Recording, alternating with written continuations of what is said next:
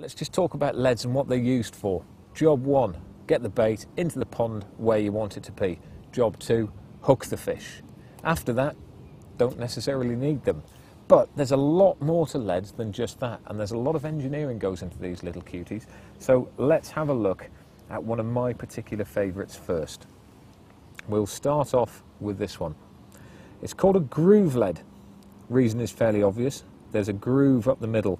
It's an inline shape, and you can fish it standard inline with your line, your lead core, your tubing through the middle, or alternatively, you can put it outline, and that groove there allows whatever material you're using to sit in it nice and neatly. The way these things work is obviously pop them on.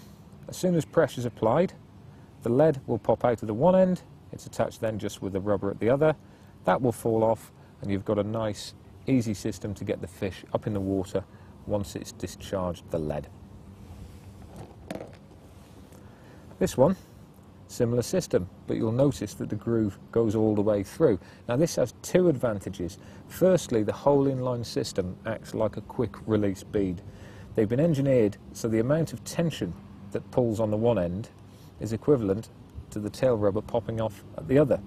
So depending on how tight you want it, you can push your tail rubber on a long way or just a short way, and it will fall off either as quickly or as late as you want it to. You'll notice on the tail rubber itself there's a groove, and that is for tying it up with a bit of PVA tape just for the cast, so you can make sure that it's dead secure for the cast, but once it's in the water that slackens off and that thing will pop off nice and easy. In addition to that, of course, save snipping your line when you want to change your lead, pop that out, slide it off the line, you can stick another one and set the thing back up again. So very, very easy to use. And now I'll come on to one of Finchy's favourites.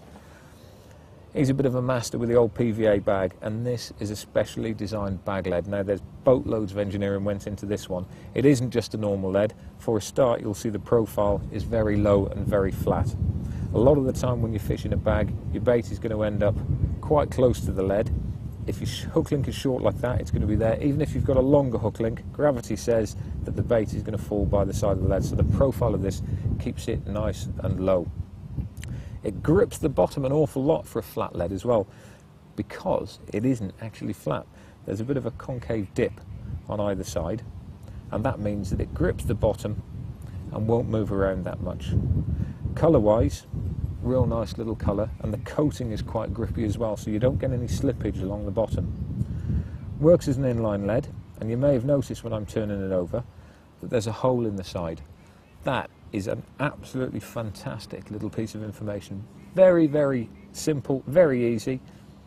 Get yourself a nugget of foam, twist the end of it, pop it in there. If you're then putting this into a bag with a load of soft bits in it, your hook point might catch up, and obviously if it tucks into a boilie or something, you're not going to be able to get a hook up on the fish. Put that foam on, pop the hook point on there, and that ensures that your hook point is nice and clean. Additionally, you can do that, chop it down a little bit for flight, but if you cast out with one of those in there and don't use it as a bag lead, that will prevent tangles. It's a brilliant innovation for getting around tangles. Let's move on now to the swivel leads. This is the dumpy swivel lead, virtually the same shape as the inline. It's got that concave groove on it, grips the bottom very nicely, and for a swivel lead you do pick up the whole weight of the lead very, very quickly with it. You'll notice the swivel is coated in the same sort of coating as well. It's very matte, doesn't shine at all, and does look great underwater.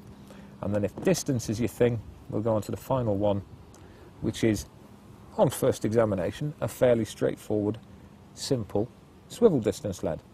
But this is the key on it. It's been made so it's slightly elliptical, a bit like a plane wing in flight.